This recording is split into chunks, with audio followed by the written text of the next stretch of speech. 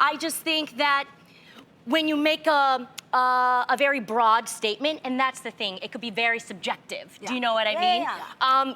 Sometimes you have to learn the difference between having sympathy for someone and having empathy for someone. When you have sympathy with someone, it's because you've actually gone through that thing. So you're like, damn, I've gone through that pain and I sympathize, you know, with you. Just like, you know, my niece, what happened recently.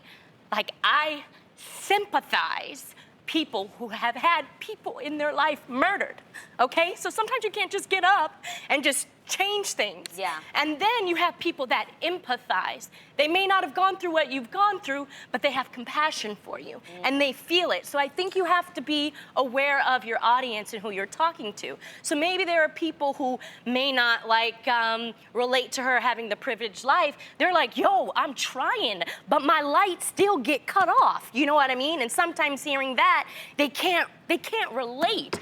So I think that if she maybe just responded a little bit and said, hey, y'all, I get it. I'm with you. I feel you. And I empathize with you. Yeah. Maybe she would have gotten a different response. Does that make sense? Yeah. It makes sense. Yeah. Okay. My thing is, imagine waking up and thinking you're giving an encouraging message I know. to somebody. Hey, I've been there. And then being attacked. I've been there, and I've been attacked. You know, Yeah. Tamara, you're so perfect. Oh, Tamara, you're so this. You think Yeah. you have all the answers. Love, love, love, love, love. But life happens. But life happens, Yeah, and sometimes we- it's just not always that But easy. this is the thing. We realize who our audience is. And sometimes when you Yeah. present messages, we see it all the time with the hotline blingers. You know, we get that. And I understand, you know, I agree. I understand that she was trying to do it and she was trying to be motivating. But then people look at her Instagram and they see her in a bikini in Miami, Yeah. and they don't see her, you know, any type of suffering. And the But person she that just you're lost trying to the father of her kid. I know, but then there was criticism about that, babe, about, okay, you just lost, but why are you doing all of this? So what I'm saying is we're living in times when people are judging you by what you put on social media. Yeah, but we're living in And it times might where be people are suffering, though. Don't you agree? Like, people Yeah. suffer differently. Like, we don't know how she's suffering. I would hate to judge somebody and say, like, if somebody would say Tam comes to work every day, like people suffer differently.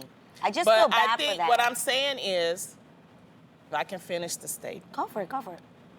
is that she's putting up just a blank statement, not understanding that people that are outside of her, they're seeing her living a different type of life. So that's why they make the statements, because they're hurting. You see what I'm saying? Hurt people, and hurt maybe people. she's not, and what she just said, she's not, Angela in their eyes is not, you know, how can you tell me this when my lights are off? You talking about don't get stuck. I'm trying not to get stuck. It's people out here that, you know, have their own businesses. They're struggling to, you know, make money. They're struggling to make ends meet. And you saying don't get stuck? Maybe the message should have been a little easier instead of don't get stuck, like keep trying. You know what I mean? It's like if you try, you keep. It's all in the.